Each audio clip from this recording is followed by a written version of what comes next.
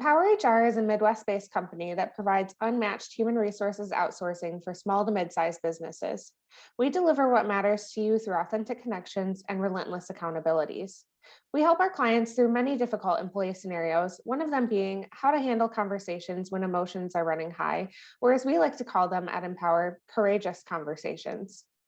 As leaders, we are tasked with handling communication when times are great or when we need to give constructive feedback or deliver some bad news. Our conversations will always produce a variety of emotions with our employees. So let's jump into a couple of ways that those conversations might differ. Here's what you should expect to take away from today's short learning session. What are courageous conversations and how should I prep for one? How do I handle emotions when they come up? What are some of the most important things for me to remember when I'm in the moment of a courageous conversation? And what are the benefits of a courageous conversation? So, when exactly does the conversation become courageous? Well, basically when the conversation presents a challenge of some kind. That challenge could be when somebody doesn't listen to or grasp your feedback. Maybe there's a conflict with that person in the company's value system, or maybe even when you need to challenge status quo. A courageous conversation means that you'll need to use influencing tactics to get a person to understand the why behind your message. Courageous conversations take skill, strategy, and a sincere desire to do good. Your ability to speak up about issues that weigh you down is crucial to your success at work and in life sometimes, right? So today we're going to talk about the keys to having a courageous conversation. Make sure that you're setting your intention. Your intention is your North Star guiding you towards an end result. Before you enter into that courageous conversation, be really clear about why you're having it. And if you aren't clear, discuss it with somebody else or write it down, keeping in mind that if you find out that it's about you winning, that implies that somebody else must lose. Speaking your mind isn't productive unless it's done thoughtfully and with a clearly defined rationale for why this is ultimately of service to both parties in the conversation. Make sure you're also leading with facts first. There's always going to be two sides to every story. So before you launch into your opinion of a situation, be sure to clearly state the facts that you see. It's possible that you might have incomplete information sometimes. So you can use language that leaves open the possibility of another interpretation of the situation. For example, you could say something like, "Hey, I realize I might be missing something here, but from what I can see, it appears that." People take their humanity to work with them every single day. They take their happiness, their excitement, their enthusiasm, as well as their frustration, disappointment, anger, sadness, and worries. They bring all of themselves to work every day, and this results in us experiencing a variety of emotions. People handle emotions differently. Some people are sensitive and they take things really personally, and other people can be matter of fact or are better at compartmentalizing their emotions. Some people need to address issues immediately, and some need to walk away to process first. So, the important thing to remember is just to prep yourself for how you think that person is going to react in the situation. And you can always walk away from the situation if you feel like the emotions that arise are not productive. As a leader, you have every right to pause the conversation and come back to it when either your head is more clear or that person's head is a little more clear too. One way to combat some of the emotions that happen at work is to be vigilant of falling into the drama triangle. As humans, we live in our stories about ourselves, about other people, about the situations in which we find ourselves. The issue isn't that we have stories, but that sometimes we believe our stories are the truth. Your stories can be a roadblock to courageous conversations before they even begin. So, to prep yourself, think about the stories that you're carrying into that conversation, particularly any that cast yourself as a persecutor, a rescuer, or a victim. And just as your stories hijack courageous conversations, so can your lack of understanding your employees' stories.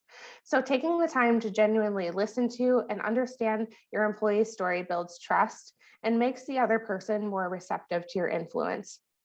To avoid the drama triangle, you can think to yourself, what happens to me during a courageous conversation? What emotions typically surface? What happens to me physically? And how do I react in a situation like the one I'm about to walk into? So what about during the conversation? How do you get through it? So I think first and foremost, it's important to set the tone. The more sensitive an issue is, the more rapidly emotions can escalate. So if the issue that you're addressing is likely to push some emotional buttons, be careful to step into it calmly and have a clear idea of what you want to say. Remember, you have to manage your own emotions first before you can respond well to somebody else's. Mean what you say. Be candid in your feedback and honest in your opinion.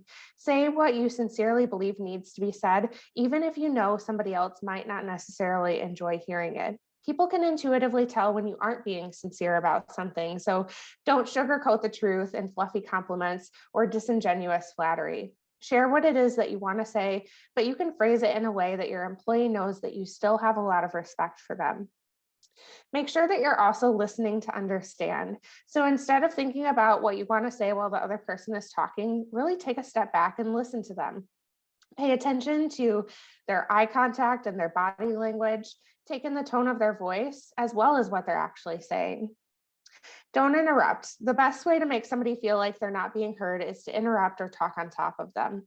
Listen fully and wait until they're done to ask questions or add in your thoughts. Make sure you also repeat back what they said. You can show that you've heard what they were saying by repeating back to them a summary of what you heard when appropriate, before adding your own opinions. Also, be honest and respectful when you respond to the person, and make sure that what you're saying would be well landed with you if you were on the recipient's end. You should also discuss the undiscussable. And the undiscussable is that elephant in the room. There's an obvious problem or difficult situation that people don't want to talk about. Issues that aren't talked about get acted out sometimes in snide remarks or passive aggressiveness.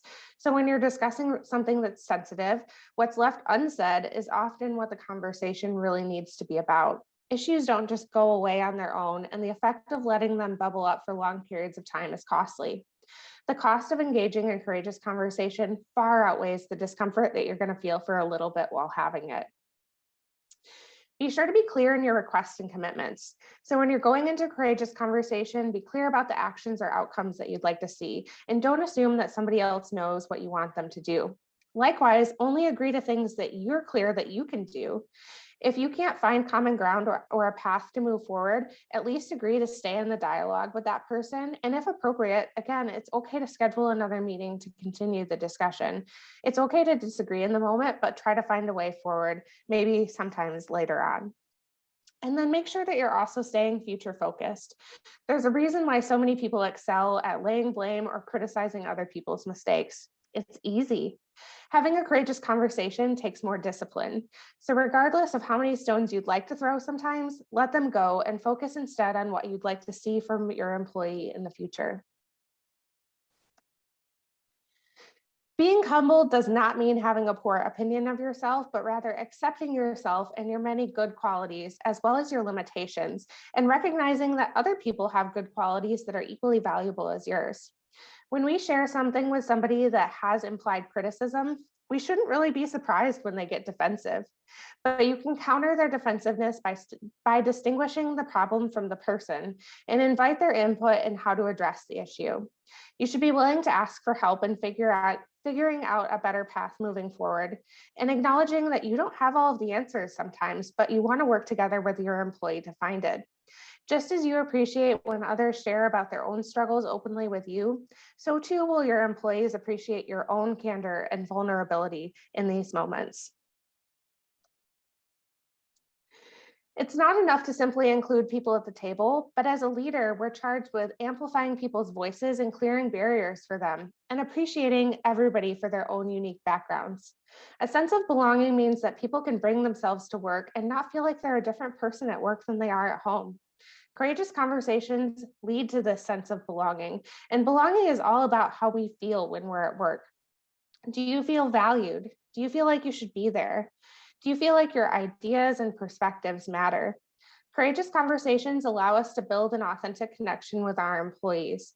And one of the benefits that we often don't recognize as leaders is that that sense of belonging goes both ways too.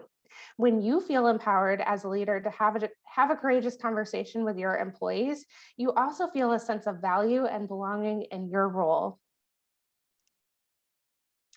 So what else do courageous conversations lead to?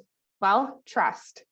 Trust of character sets the tone and direction of teamwork. This part of trust helps employees to understand your intentions. When you have trust of character, your team understands how you'll behave consistently and not erratically. You build this trust when you do what you say you're going to do, which helps your employees to feel like you're a reliable leader. Trust of communication fuels collaboration and makes it safe for your team to talk with you directly and candidly. This goes beyond simply providing information to you, but also working through issues and concerns and offering feedback in the spirit of deeper learning and growth. And sometimes, if they really trust you, they're also going to share challenges that they're going through in their personal lives. Trust of communication creates transparency, and it makes your team feel safe to admit when they make a mistake and know where they stand with you. You build this trust by being a good listener and providing coaching to your employees. Then trust of capability opens the door for your team to contribute and to use their knowledge to make a difference. Your team builds this type of trust at work by leveraging your skills and your abilities, by asking you questions and seeking your input, and in turn, learning a new skill themselves. You can build trust of capability by allowing your employees to engage in some of the decision-making process. You can also understand what their goals are and how you'll help them get there. Trust of capability helps create a culture of innovation and allows teams and organizations to be competitive. We know courageous conversations can be tough at first, but once you dive in and start having them, you'll break down the barriers that hold teams back from full productivity, engagement, and importantly, that sense of belonging at work that everybody craves. Are you a growing small to mid-sized business whose leaders are struggling with courageous conversations? Empower HR is here to help you. If what you heard today resonates with you, check out our website, send us an email, give us a call, or check us out on social to learn more about how we can help your leaders grow into courageous conversationalists. Thanks.